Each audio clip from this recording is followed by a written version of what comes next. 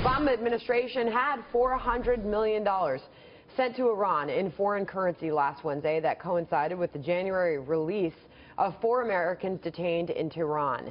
Senator Tom Cotton had some words for the administration regarding their actions. The administration has consistently stonewalled Congress and the American people. We didn't know the cash payment, for instance. We didn't know that it was paid for with bills that can be easily laundered and used for terrorism or support for Iran's allies throughout the region. And we didn't know that the Department of Justice opposed it. Wow, joining us now is New York Congressman Lee Zeldin. Congressman Zeldin, good morning. Good to see you. Your thoughts on Cotton's response that we just heard? Well, he has certainly been a leader in calling out this administration on their Iran policy. Congress appropriates funds, not the president. This has been an issue on a lot of different topics. There's a case right now going through the federal court system with regards to the Obama administration appropriating funds with Obamacare. But in order to be able to pay $400 million for the return of these 4 American hostages, the president doesn't have the authority on his own to do this and to keep the entire nation, including Congress, completely in the dark. And it's important for the American public to demand accountability. And we give free passes. If you remember October 2012, when foreign policy was a topic during the presidential debate, Obama mocked Mitt Romney on the, what's the world's largest geopolitical threat? And Mitt Romney says Russia, and the president says the Soviet Union called, they want their foreign policy back.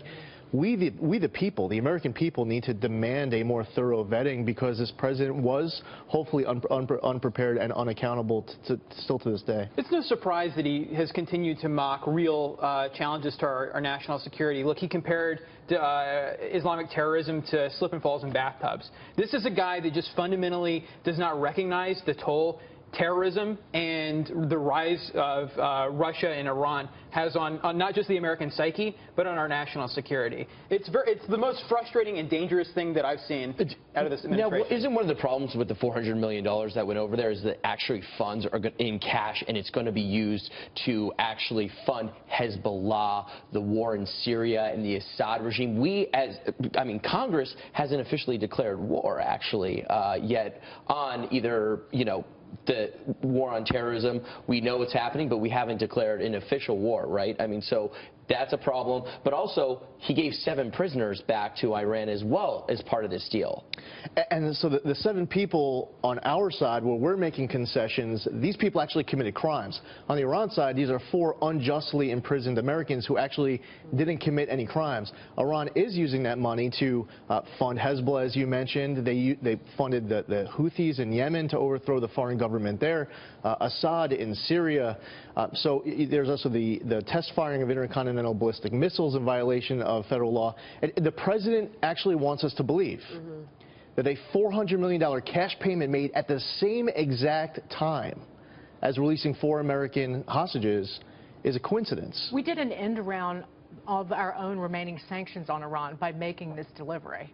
That's why it was converted into foreign currency, because it's against the law to trade with Iran in U.S. dollars. But what are you guys going to do about it? The money's gone. And the reason why the Iranians came to the table was the sanctions relief. The biggest thing right now legislatively is that this administration, I'm on the House Foreign Affairs Committee, we had Ambassador Mull, who's overseeing the implementation of the Iran deal for the administration. We were asking him about the Iran Sanctions Act, and it was clear that the Obama administration actually wants to let the Sanctions Act, Iran Sanctions Act, expire at the end of this year. At the very least, we need to renew the Iran Sanctions Act, if not even strengthen it, because they're not only undercutting American foreign policy today, they're setting the next president up for failure.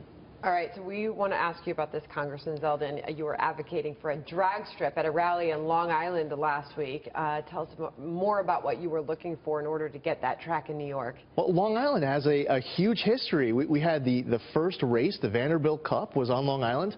Long Island Motor Parkway was the first time we had anywhere in the world where we had a roadway limited just to automobiles.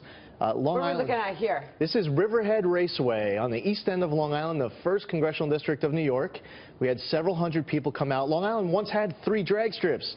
There's the economics, where all of that money goes outside of New York State. People go to New Jersey and elsewhere. This is a big industry. It's not just recreational and cultural. There's the economics. It's also public safety. We don't want people racing on the road. So even in New York State, there's support for the motorsports industry. Wow. All right. So you obviously have a lot of interest. The race yesterday, NASCAR race yesterday, was at Watkins Glen, which is in New York State, which was sold out. That's how phenomenal the track it is. Yep. Very cool. All right. Thank you, Congressman Lee Zeldin, for being here this morning. Happy to be with you. Good to have you.